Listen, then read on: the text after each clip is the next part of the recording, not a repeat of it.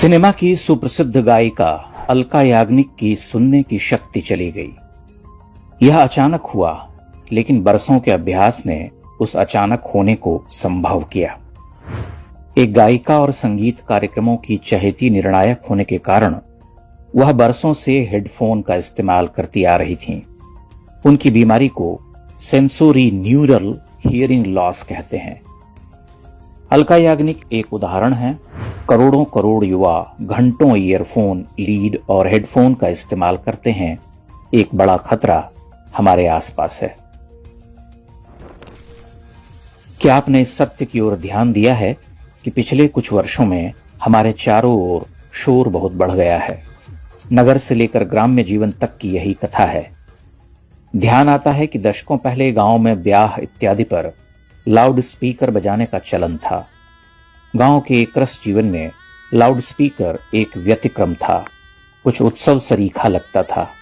लेकिन वही loud speaker लगातार चीखने लगता तब चिढ़ होने लगती। पर्व त्योहारों तक ठीक था, लेकिन वही लाउड स्पीकर कब काफिरों को अपनी ताकत दिखाने का माध्यम बन गया पता ही नहीं चला। मौलवी का कर्कश कंठ दिन में 5 बार झेलिए।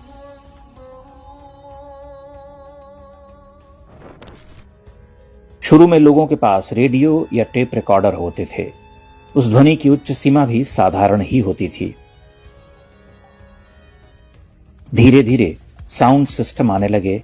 90 के दशक में उन सिस्टम्स की लोकप्रियता बढ़ने लगी। धीरे धीरे सिनेमा घरों का कल्चर बदलने लगा।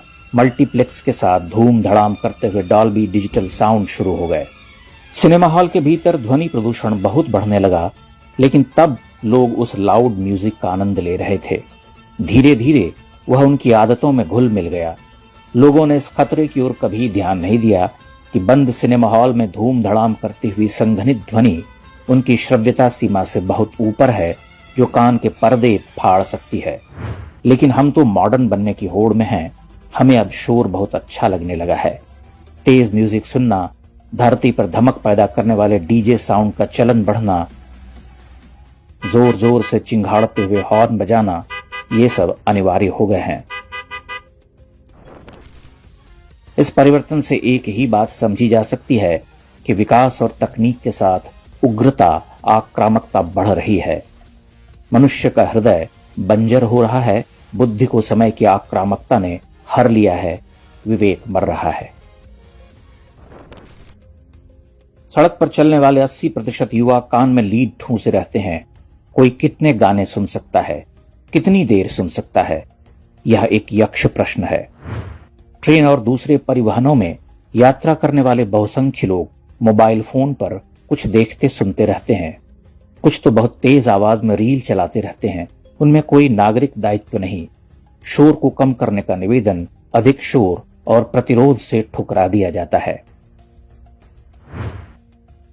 किसी भी पर्यटक स्थल पर चले जाइए, तीर्थ क्षेत्र में घूम आइए, सेल्फी, हल्ला गुल्ला, नाच गाना, रील, ढोल नगाड़े पीटना, यही चल रहा। मनुष्य की सामाजिकता नष्ट होती जा रही तो वह अकेलेपन में शोर खोजने लगा है। इसे मनुष्य की चेतना से भी जोड़ना आवश्यक है। उसका टेस्ट, स्वाद, मन और बुद्धि से स्थूल लोगों में जड़ता का मोह होता है। शोर की भी उनमें उतनी ही स्वीकार्यता होती है।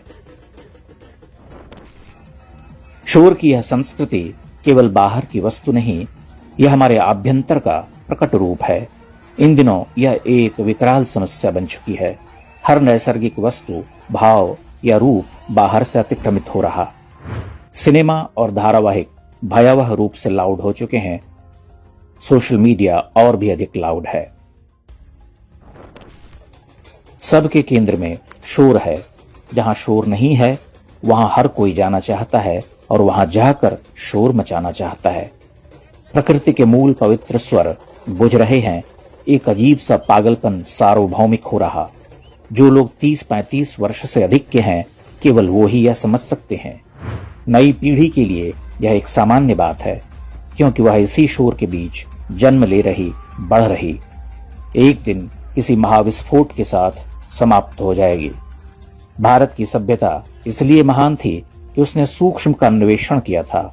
अब वह स्थूल का शोध कर रही। विडंबना है कि वह पूर्णतः विपरीत ध्रुव पर जा रही। उसने तय कर लिया है कि वह अपने नाश की कथा खुद लिखेगी।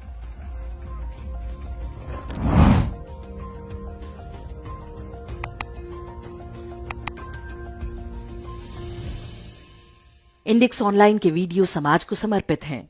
आप इनको डाउनलोड करके जैसे चाहे वैसे प्रयोग कर सकते हैं। चाहे तो आप हमारे टेलीग्राम चैनल से जुड़ सकते हैं। वहां सारे नए पुराने वीडियो आपको मिल जाएंगे। हमारे सोशल मीडिया लिंक हर वीडियो के डिस्क्रिप्शन में होते हैं। हमारा एकमात्र उद्देश्य हिंदू समाज को जागृत और एकजुट करना है। इसमें सहभागी बने। धन्यवाद।